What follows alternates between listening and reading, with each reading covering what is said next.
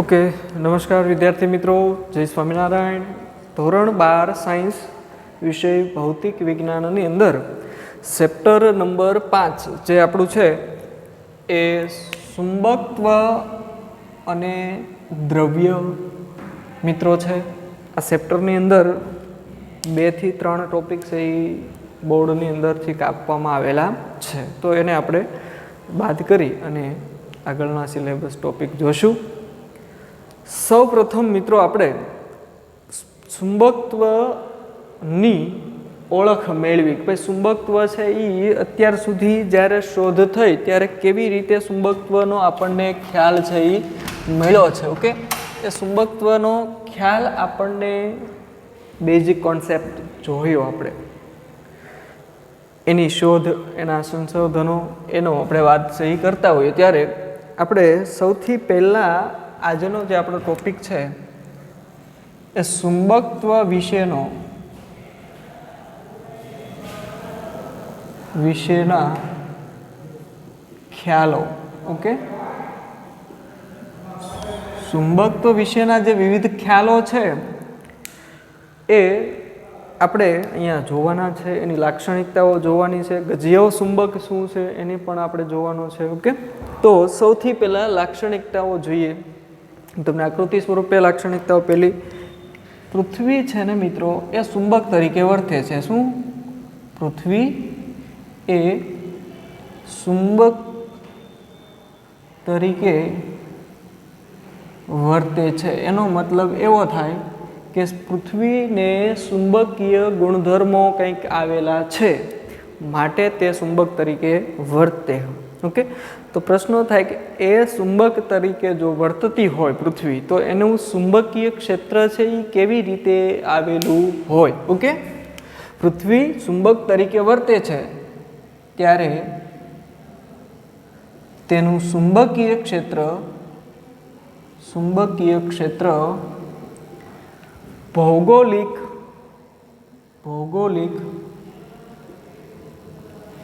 દક્ષિણથી ભૌગોલિક ઉત્તર તરફ હોય છે। ઓકે, પ્રશ્ન થાય બે કે ભૌગોલિક ઉત્તર દિશા કોને કેવી અને ભૌગોલિક દક્ષિણ દિશા કોને કેવી। તો આનું સોલ્યુશન હું તમને કહું છું કે આ એક પૃથ્વી છે। ઓકે, એમાં એની બે અક્ષો આપણે લઈએ છીએ। ધારો કે અહીંયા આને પૂર્વ દિશા કહેતા હોઈએ, આને પશ્ચિમ દિશા કહેતા હોઈએ, આને ઉપરની દિશાને ઉત્તર દિશા કહીએ અને આને દક્ષિણ દિશા કહીએ। ઓકે, તો પૃથ્વી છે એની અંદર જે ચુંબકીય ક્ષેત્ર રેખાઓ છે એ આ બિંદુએથી આ બિંદુની દિશામાં આવેલી હોય છે, એટલે કે ભૂચુંબકીય ભૌગોલિક, આને શું કહેવામાં આવે મિત્રો? આ જે છે એને ભૌગોલિક ઉત્તર કહેવાય। શું કહેવાય? ભૌગોલિક ઉત્તર ધ્રુવ કહેવાય। આને જે મિત્રો છે એને કહેવાય ભૌગોલિક દક્ષિણ ધ્રુવ છે એમ કહેવાય। એટલે પૃથ્વીની અંદરના ભાગમાં જે ચુંબકીય ક્ષેત્ર રેખાઓ જે આવેલી હશે તે આ દિશામાં આવેલી છે। ભૌગોલિક દક્ષિણ દિશાથી ભૌગોલિક ઉત્તર દિશા તરફની દિશામાં ચુંબકીય ક્ષેત્ર રેખાઓ પૃથ્વીની અંદર આવેલી હોય છે। ઓકે મિત્રો, ખ્યાલ આવ્યો? પૃથ્વી ચુંબક તરીકે વર્તતે ત્યારે તેમાં ચુંબકીય ક્ષેત્ર રેખાઓ છે એ ભૌગોલિક ઉત્તરથી ભૌગોલિક દક્ષિણ દિશાથી ભૌગોલિક ઉત્તર દિશા તરફની દિશામાં આવેલું હોય છે। ઓકે મિત્રો, વાસ્તવમાં ખરેખર ચુંબક છે એ પૃથ્વીની સપાટી ઉપર કઈ રીતે હોય? તો એની જે દિશા છે ને એ આ રીતે હોય। ઓકે, એની જે દિશા છે એ આ તરફની હોય। આમ આ બિંદુ છે ને મિત્રો એને કહેવાય ચુંબકીય ઉત્તર ધ્રુવ। કેવો કહેવાય? ચુંબકીય ઉત્તર ધ્રુવ અને આને કહેવાય ચુંબકીય દક્ષિણ ધ્રુવ. દક્ષિણ ધ્રુવ કહેવાય. ઓકે, તો પૃથ્વીની સપાટી પરથી તમે જો વિચારો તો ચુંબકીય ક્ષેત્ર રેખાઓ છે એ ઉત્તરથી દક્ષિણ દિશામાં આવેલી હોય. જો આ બહારની વાત કરું છું, આ જે છે એ ક્યાં છે? પૃથ્વી સપાટી. ઓકે, સપાટી ઉપરથી જુઓ તો આમ હોય અને આ જે છે એ ક્યાં છે? પૃથ્વીની અંદરની વાત કરીએ છીએ. અંદર કેવું હોય? દક્ષિણથી ઉત્તર તરફ, અને સપાટી પર છે એ જુદા જુદા વિસ્તારોમાં આ જે ખૂણો બદલાતો જશે. ઓકે, એટલે એની દિશા છે એ ઉત્તરથી પાછી દક્ષિણ દિશામાં હોય, એટલે બંધ ગાળો રચતી હોય. ઓકે, આવી રીતે એની અંદર ચુંબકીય ક્ષેત્ર રેખાઓ છે એ મિત્રો આવેલી હોય છે. ઓકે, જ્યારે આપણે ગજિયા ચુંબકને આની અંદર મુક્ત રીતે લટકાવીએ, ઓકે, બીજી લાક્ષણિકતા હું આના ઉપરથી સમજાવું છું. ઓકે, જ્યારે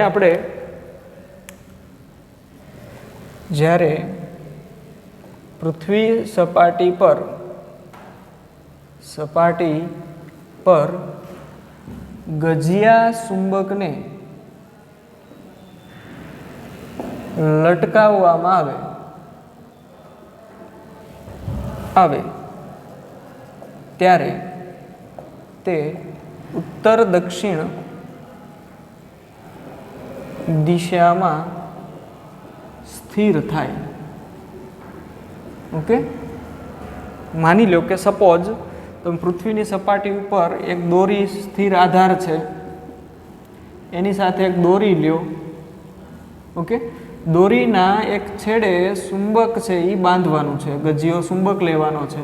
ઓકે, એક ગજિયો આ ચુંબક છે એને આપણે દોરી વડે બાંધી દીધું. આ છે એ દોરી છે મિત્રો. ઓકે, આ છે એ ગજિયો ચુંબક છે. હવે માની લો કે ગજિયો ચુંબક સ્થિર આધાર સાથે આમ દોરી સાથે બાંધી દો. ઓકે, અને પછી એને ફેરવો, એટલે ગજિયો ચુંબક શું કરવાનો? દોરી તો ભ્રમણ કરવાની, આવી રીતે ભ્રમણ કરવાનો. અમુક સમય સુધી ભ્રમણ કર્યા કરશે, પછી શું થશે? સ્થિર થઈ જશે. અને સ્થિર થઈ જશે ત્યારે ચુંબકનો જે ધ્રુવ, માની લો કે આ બાજુ અહીંયા જુઓ તો ચુંબકનો આ પૃથ્વીનો કયો છે? તો કે ઉત્તર ધ્રુવ છે. તો અહીંયા ચુંબકનો કયો ધ્રુવ ગોઠવાશે? તો કે ઉત્તર ધ્રુવ ગોઠવાશે. ઓકે, તો જે છેડો પૃથ્વીના ઉત્તર ધ્રુવ સાથે ગોઠવાય ત્યારે તેને આ જે ચુંબકનો જે ધ્રુવ છે એને ઉત્તર ધ્રુવ કહેવામાં આવે, નોર્થ એટલે ઉત્તર ધ્રુવ. અને જે છેડો પૃથ્વીના દક્ષિણ ધ્રુવ સાથે સંકળાય અથવા એની સાથે રહે ત્યારે એને કહેવામાં આવે દક્ષિણ ધ્રુવ કહેવામાં આવે. દક્ષિણ ધ્રુવ કહેવામાં આવે છે. ઓકે મિત્રો, તો આપણે એવું લખી શકીએ કે દક્ષિણ દિશામાં સ્થિર થાય. આમ જે છેડો ચુંબકનો પૃથ્વીના ઉત્તર તરફ હોય તેને, ઓકે, ચુંબકનો ઉત્તર ધ્રુવ, અને જે છેડો પૃથ્વીના દક્ષિણ સાથે હોય, દક્ષિણ ધ્રુવ સાથે હોય, ધ્રુવ પર હોય તેને ચુંબકનો દક્ષિણ ધ્રુવ કહે. ઓકે, માની લો કે સપોઝ ચુંબકને સ્થિર આધાર સાથે બાંધી દો અને ભ્રમણ કરાવો, એટલે એ જે ચુંબક છે, ઓકે, એ માની લો કે સપોઝ આ રીતે ગોઠવાણું આમ, તો મિત્રો પૃથ્વી છે આવી રીતે ગોઠવાણું, ચુંબક આમ ભ્રમણ કરે છે. ઓકે, અને સપોઝ આમ ગોઠવાણું, આમ ત્રાંસું આમ જોઈ શકશો, આવી રીતે ગોઠવાણું. ઓકે, તો પ્રશ્ન થાય કે ભાઈ આ બાજુનો છેડો કયો? તો કે નોર્થ છે. તો અહીંયા આપણે લખી નાખવાનું ચુંબકનો નોર્થ છેડો. આ બાજુનો ભાગ કયો છે તો કે એનો દક્ષિણ ભાગ છે, તો ચુંબકનો આ કયો થાય તો કે દક્ષિણ છેડો થાય. તો આવી રીતે ચુંબકના ધ્રુવોનું છે એ આપણે નક્કી કરી શકીએ કે ચુંબકનો ધ્રુવ કયો છે એ નક્કી કરી શકીએ. ઓકે મિત્રો, તો આ બીજો એનો ખ્યાલ છે એ આપણે મેળવો. ત્રીજો ખ્યાલ મિત્રો કે ચુંબક છે, ગજીયો ચુંબક છે એ બે સ્વતંત્ર ધ્રુવો ધરાવે છે, એટલે કે એને બે ધ્રુવો આવેલા હોય છે. ઓકે, ચુંબકમાં બે ધ્રુવ આવેલ છે, જેમાં N અને S ધ્રુવ. ઓકે, હવે N ધ્રુવ એટલે નોર્થ એટલે ઉત્તર ધ્રુવ કહેવાય, અને S એટલે સાઉથ એટલે કે દક્ષિણ ધ્રુવ કહેવાય મિત્રો. તો નોર્થ અને એસ આમ બે ચુંબકના ધ્રુવો આવેલા હોય છે. તો આ ચુંબકોની અંદર એની લાક્ષણિકતા શું? બે સમાન, બે ગજિયા ચુંબકના સમાન ધ્રુવો જો હોય, કેવા હોય? સમાન ધ્રુવો. દાખલા તરીકે ઓકે, આપણે અહીંયા લખીએ સમાન ધ્રુવો વચ્ચે શું થાય તો કે અપાકર્ષણ થાય. હું આકૃતિ સ્વરૂપે લખું. ઓકે, બે ગજિયા ચુંબકના સમાન ધ્રુવો વચ્ચે શું થાય? અપાકર્ષણ થાય. માની લો કે હું અહીંયા આકૃતિ દોરું છું કે આ એક ગજિયો ચુંબક છે. ઓકે, એમાં એનો એક નોર્થ ભાગ અને એનો એક સાઉથ ભાગ હશે. બીજો એક ચુંબક લઉં, એમાં પણ એના બે છેડા છે, એક નોર્થ અને એક સાઉથ લઉં. મેં અહીંયા શું રાખ્યું જુઓ કે બે સમાન ધ્રુવો છે એને પાસે રાખ્યા, અહીંયા નોર્થ, અહીંયા નોર્થ. તો આ બે વચ્ચે શું થશે તો કે આ અપાકર્ષણ બળ લાગશે. એવી જ રીતે મિત્રો તમે બે બીજા પણ સમાન કયા લઈ શકો તો કે એસ ધ્રુવોને પણ લઈ શકો, આવી રીતે પણ રાખી શકો. તો આની અંદર પણ શું થાય છે? અપાકર્ષણ બળ લાગે છે. એટલે તમને ખ્યાલ આવી ગયો, બે ગજિયા ચુંબકના જો સમાન ધ્રુવો હોય તો એ સમાન ધ્રુવો વચ્ચે હંમેશા અપાકર્ષણ બળ લાગે છે. બીજું, બે અસમાન ધ્રુવો વચ્ચે શું થાય તો કે આકર્ષણ બળ લાગે. કયું લાગે?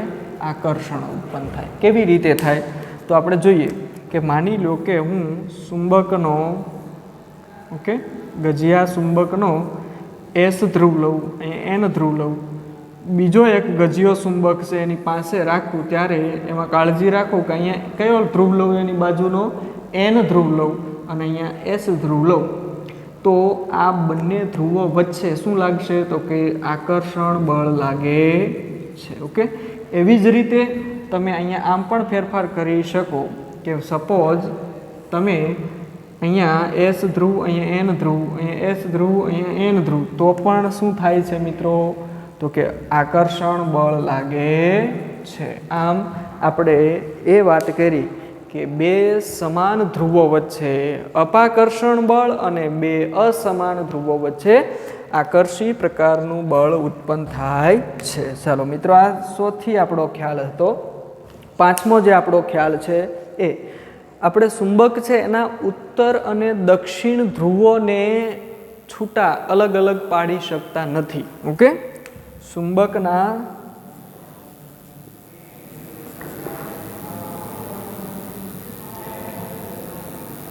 ધ્રુવોને અલગ કરી શકતા નથી. આ એની ખાસ અગત્યની નોટ છે.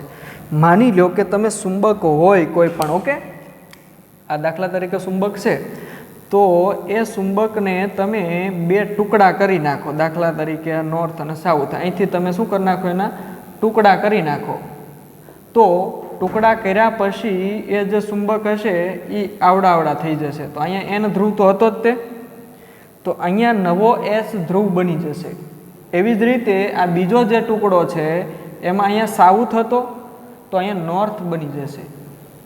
તો જુઓ, તમે દક્ષિણ ધ્રુવને ઉત્તર ધ્રુવને અલગ પાડી શકતા નથી. એટલે કે ગજિયો ચુંબક છે એના ચુંબકીય ધ્રુવો એ સ્વતંત્ર અસ્તિત્વ ધરાવતા નથી. ઓકે, એને તમે જુદા પાડી શકો નહીં. ઓકે, બીજું, જો તમે એના ટુકડા કરી નાખો બે ચુંબકના, તો હા, એનું જે પ્રબળતાનું મૂલ્ય છે એ ઘટી જશે. ઓકે, પણ ટુકડા થવાથી ચુંબકીય પ્રબળતા, ઓકે, ચુંબકીય તીવ્રતા અથવા તો પ્રબળતામાં ઘટાડો થાય. તો સ્વાભાવિક છે કે દાખલા તરીકે એક ચુંબક જેટલું આકર્ષણ કરવાની વૃત્તિ ધરાવતું હશે, હવે એના બે ટુકડા કરી નાખો તો એ બે ટુકડામાં એનું જે ચુંબકીય ક્ષેત્ર હશે, દાખલા તરીકે આ ટુકડો જેટલા વિસ્તારેથી, દાખલા તરીકે આ ટુકડો છે અહીંયા લોખંડનો ભૂકો હોય તો એને આકર્ષીને સૂપકી જશે. પણ આના બે ટુકડા કરી નાખો અને એટલા અંતરે લોખંડનો ભૂકો હશે તો આ અડધો ટુકડો એને આકર્ષી શકશે નહીં. મતલબ કે એની પ્રબળતા શું થઈ ગઈ? ઓછી થઈ ગઈ. ઓકે, એટલે ચુંબકના ધ્રુવોને અલગ કરી શકાય. ઓકે, અલગ કરી શકાતા નથી. પણ જો ટુકડાને અલગ કરવામાં આવે કે બે ભાગ કરવામાં આવે તો ત્યારે એ બંને ટુકડાઓ છે એમાં એની તીવ્રતા ઘટી જાય છે અને અહીંયા સ્વતંત્ર અસ્તિત્વ ધરાવવા લાગે છે. અને એટલે ચુંબકત્વ છે એ નષ્ટ થતું નથી. ઓકે મિત્રો, બીજું, ચુંબકત્વ છે એ સામાન્ય રીતે આપણે કેવી રીતે બનાવી શકાય ચુંબકો, એ પણ પ્રશ્ન થાય ને આપણને. ઓકે, ચુંબક છે એ એલ્નિકો કે જે લોખંડ પ્લસ એની જે મિશ્ર ધાતુ છે, ઓકે, એમાંથી બનાવવામાં આવે. ચુંબક છે એ કેવી રીતે બનાવવામાં આવે? તો લોખંડ અને એની જે મિશ્ર ધાતુઓ લોખંડની છે એમાંથી ચુંબક છે એ તૈયાર કરવામાં આવે છે. અને આવા ચુંબકો છે એક લોહ ચુંબકો કે કાયમી ચુંબકો પણ બનાવી શકાય. સામાન્ય રીતે તમે જોતા હશો કે ભાઈ તમારી પાસે સ્ક્રૂ ડ્રાઈવર હોય, ઓકે, એ સ્ક્રૂ ડ્રાઈવરના જે આગળનો ભાગ હોય એમાં ચુંબકત્વ છે એ ધારણ કરાવેલું હોય, જેથી કરીને અંદર રહેલા બોલ્ટ છે એની સાથે ચીપકીને બહાર નીકળે. આવું થવા પાછળનું કારણ તો કે જે સ્ક્રૂ ડ્રાઈવર છે એનો જે આગળનો જે ભાગ છે એ એલ્નિકોનો બનેલો હોય, એટલે કે લોખંડ અને તેની મિશ્ર ધાતુઓનો, જે લાંબા સમય સુધી ચુંબકત્વનો ગુણધર્મ છે એ પોતાનામાં ધારણ કરી શકે છે. ઓકે મિત્રો, તો આ એના આપણે ખ્યાલોની ચર્ચા કરી. હવે આપણે ગજિયા ચુંબક છે એની છે એ વાત કરવાની છે. ઓકે મિત્રો, તો ગજિયા ચુંબકની વાત કરીએ કે ગજિયો ચુંબક છે એમાં એની ચુંબકીય ક્ષેત્ર રેખાઓ કેવી રીતે ભાત રચતી હોય છે એનો આપણે ખ્યાલ છે એ મેળવીએ. ઓકે મિત્રો, તમે દરેક આકૃતિને વ્યવસ્થિત સમજી અને એના ખ્યાલ છે એ વર્ણન કરી શકો. ગજિયા ચુંબક વિશેની આપણે માહિતી. ઓકે, ગજિયા ચુંબક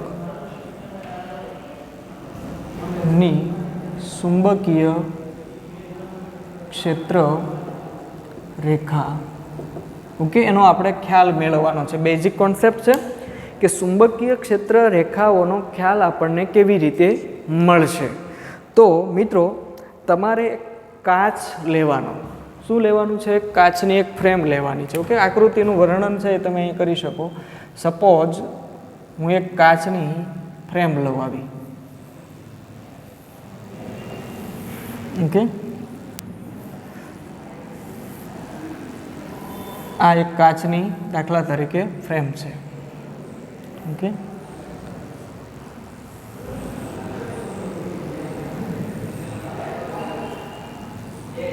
આ એક કાચ છે. હવે કાચની અંદર કે એની પાસે હું એક લોખંડનો ભૂકો છે એ શું કરી દઈશ? ભભરાવી દઈશ. ઓકે, જે અસ્તવ્યસ્ત હશે આવી રીતે. જે તમે જોઈ શકો છો। આવી રીતે હું લોખંડનો ભૂકો અસ્તવ્યસ્ત છે એ આ કાચ ઉપર વેરી દઈશ। ત્યાર પછી હું એક ગજિયા ચુંબકને, ગજિયો ચુંબક છે એને હું અહીંયા મૂકીશ।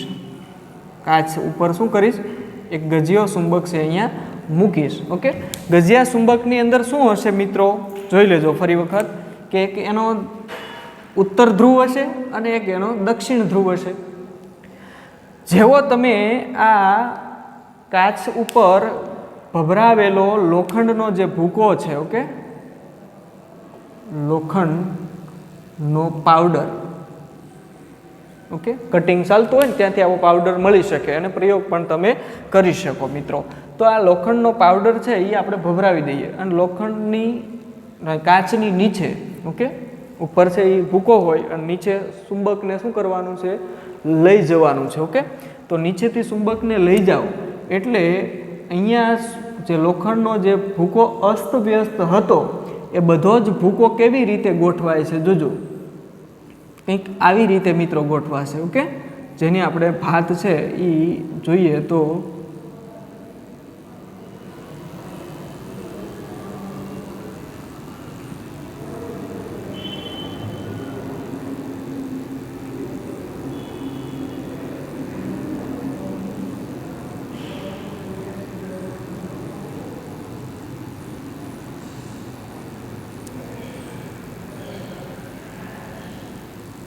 આવી રીતે તમને એક પ્રકારની ડિઝાઇન જોવા મળશે આમ। ઓકે,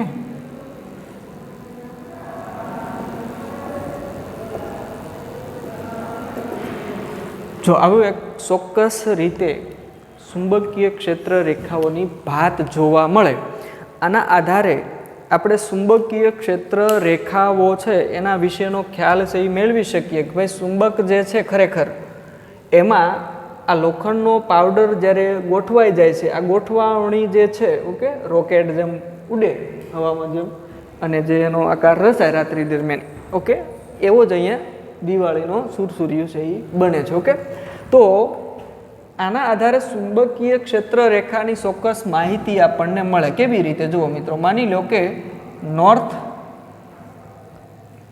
અને સાઉથ આ બે ધ્રુવો છે ચુંબકના, તો આની જે ચુંબકીય ક્ષેત્ર રેખાઓ છે ને એ આમ આવેલી હોય,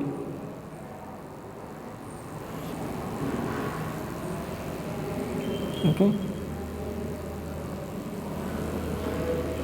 એટલે કે ઉત્તર ધ્રુવ જે છે એન માંથી ચુંબકીય ક્ષેત્ર રેખા બહાર નીકળે, એસ માં શું થાય, દાખલ થઈ જાય। ઓકે, આમ, અને એસ માંથી પાછી ચુંબકમાં થઈને ક્યાં આવે, એન ધ્રુવ પાસે આવે। તો ચુંબકની અંદરના ભાગમાં ચુંબકીય ક્ષેત્રની દિશા એસ થી એન તરફની હોય અને બહારની બાજુ છે એ એન થી એસ તરફની બાજુ હોય।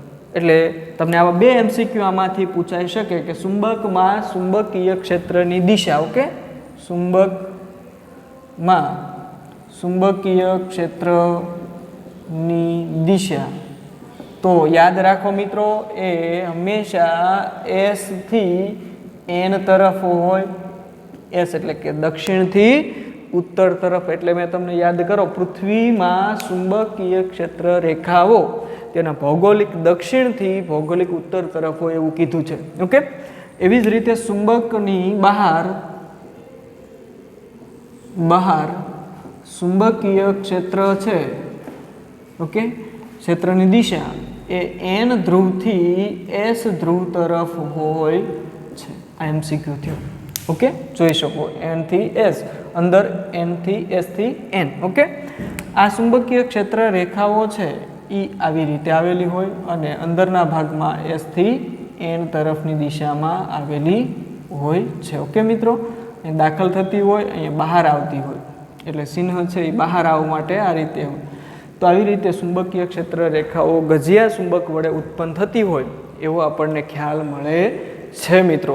તો ગજિયા ચુંબક વિશેની આપણે માહિતી છે એ મેળવી અને ખ્યાલો મેળવા। ઓકે, બીજું વિદ્યુત ડાયપોલ છે એની અંદર આપણે ધન અને ઋણ વિદ્યુત ભારો છે જેમ હોય છે એમ ચુંબકને પણ એના બે ધ્રુવો હોય છે.